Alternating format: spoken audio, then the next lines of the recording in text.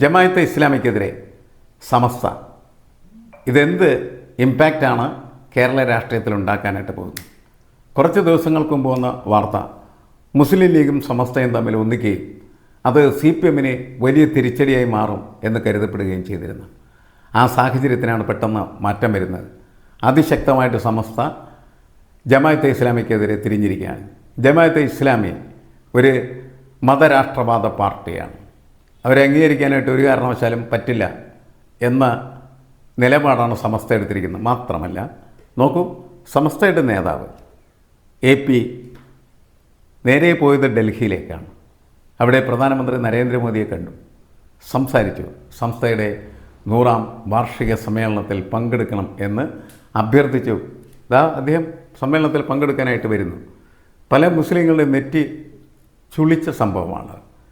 എന്തിനാണ് ഹാജി ഇപ്പോൾ പോയി നരേന്ദ്രമോദിയെ കണ്ടത്?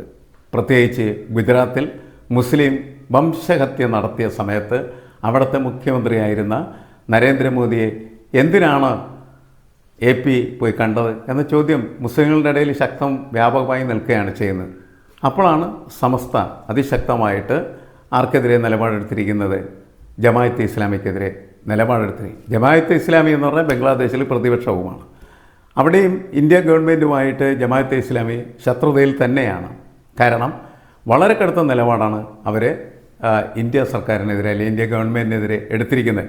അവർ വിജയിച്ച പ്രദേശങ്ങളെന്ന് പറയുന്നത് ഇന്ത്യയുമായിട്ട് അതിർത്തി പങ്കിടുന്നതായിട്ടുള്ള പ്രദേശങ്ങളിലാണ്.